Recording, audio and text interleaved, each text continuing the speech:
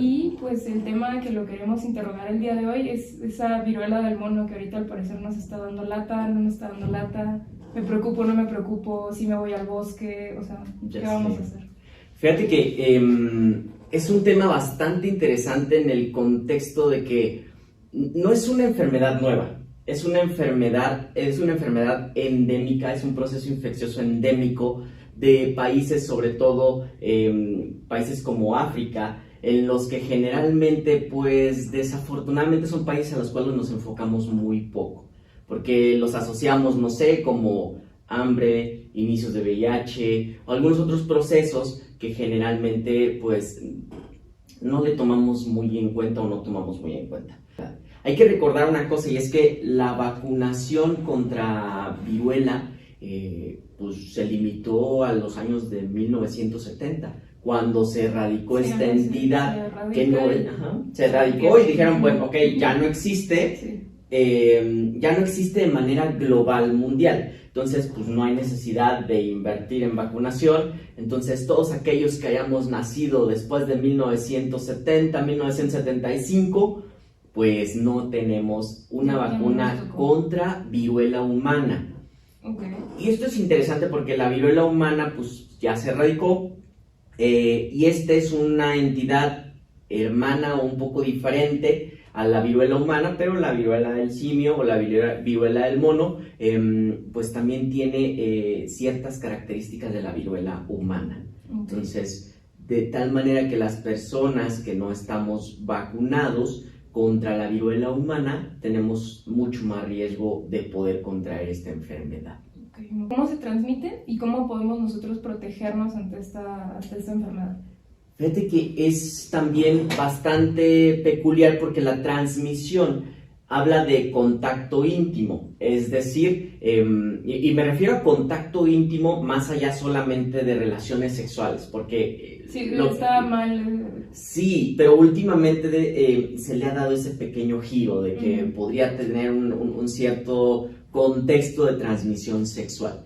Cuidado, digo, contacto íntimo se refiere a aquellas personas que pues cohabitamos. Si yo, por ejemplo, ahorita se me ocurre, no sé, de manera frecuente tomar del vaso que tú tomas, tomar de la comida que tú comes, utilizar la misma toalla de baño, realizar evidentemente prácticas sexuales sin cierta protección, pero más allá del contacto sexual es más bien el contacto piel a piel. Tiene una transmisión de contacto, es decir, cuando tú tienes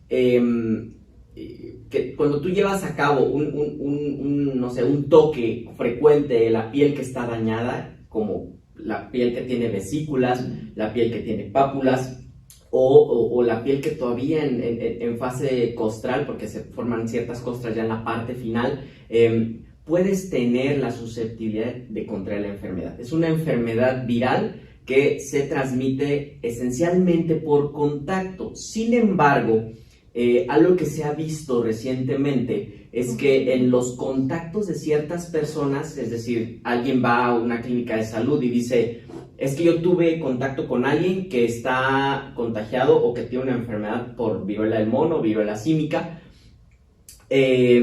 y se hace un hisopado faríngeo, un hisopado de vías respiratorias. También se encuentra el virus precisamente en vías respiratorias, sobre todo en las primeras fases de la enfermedad.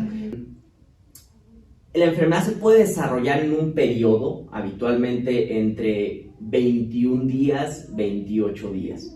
Es que una persona que ya tiene lesiones hay que evitar el contacto piel a piel de manera frecuente.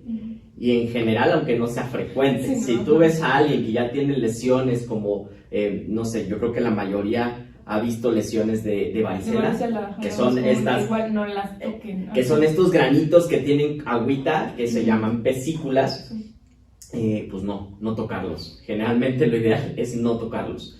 Y ahí para la limpieza, ¿qué recomendaría o qué opciones en general? Porque también vivimos en la pandemia la mezcla de químicos, ¿no? Y sí, bien creativos. Entonces, ¿con qué sí podemos limpiar? Agua clorada. Y ya. Agua clorada es lo más accesible siempre en la mayoría de las casas, pero tampoco hay que exagerar. Sí, no, o sea, pero la proporción es 3-1, ¿no? exactamente. 3 de agua, no 3 de cloro. Agua, no 3 de cloro y una de agua. Eso es interesante porque luego se hacen mezclas extrañas. Sí, nos han llegado pacientes con neumonitis sí. o cada cosa, vía aérea superior quemada porque mezclaron cloro con vinagre con sosa y mil cosas. No hay necesidad de una exageración.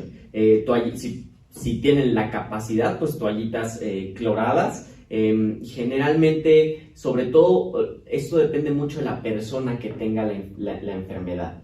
Es decir, limpiar las superficies con las que estuvo en contacto. Y algo muy importante además, la ropa de cama y sobre todo la toallita para limpiar la cara, la toalla para el cuerpo y la ropa de cama generalmente. Okay. Sí es importante que sepamos que las medidas de prevención para poder no contagiarnos son medidas de prevención de contacto y en cierta manera pues un cubrebocas.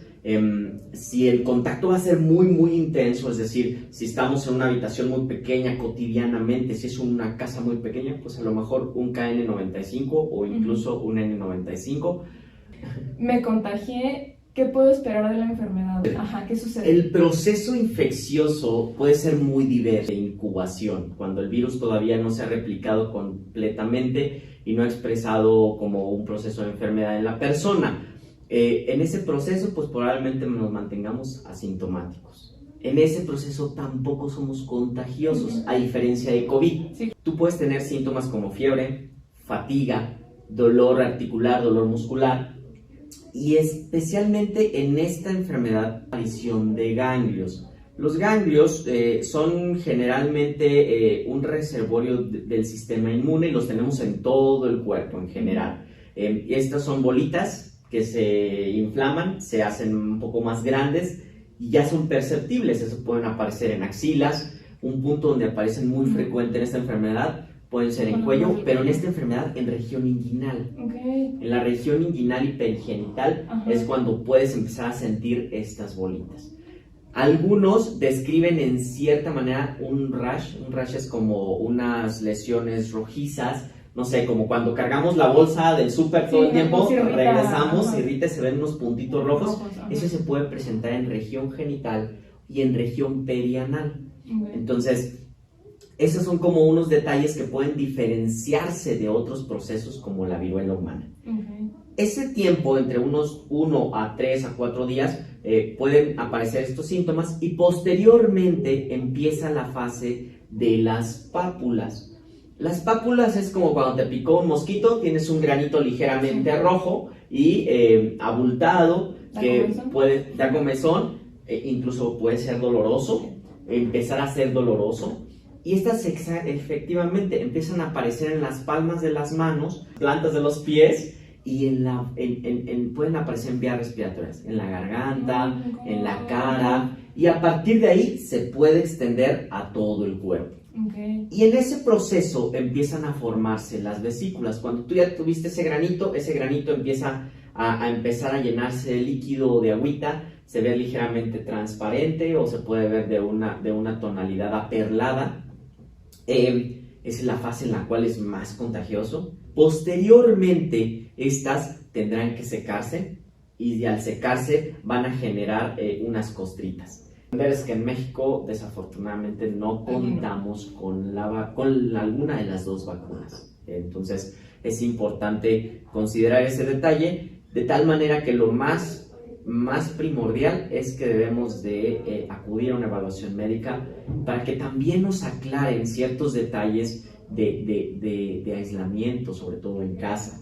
Remedios caseros, porque a los que nos dio varicela sabemos que la mamá y la abuelita nos echaban polvos de haba con no sé qué para secar las ámpulas. Sí. ¿Sirve? O sea, vayan a comprar esos polvos de haba.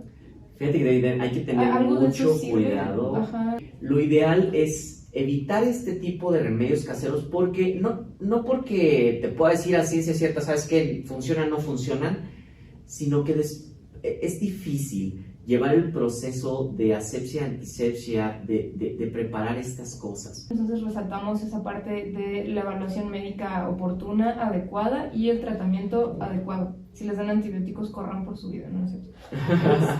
Sí, no hay que entender que este proceso, al ser un proceso viral, Ajá. no es susceptible a antibióticos.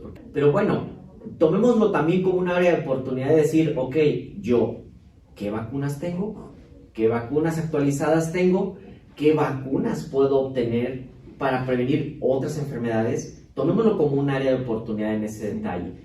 Resaltar este detalle de que siempre que tengamos enfermedades emergentes, un proceso infeccioso o un proceso incluso no infeccioso, lo más importante siempre es la prevención, tener la capacidad de informarnos con fuentes confiables y evidentemente si tenemos un proceso infeccioso que puede ser transmitido a otras personas, tener la responsabilidad personal de decir, ¿sabes qué? Me aíslo, me cuido y cuido también a los demás. A todos los demás.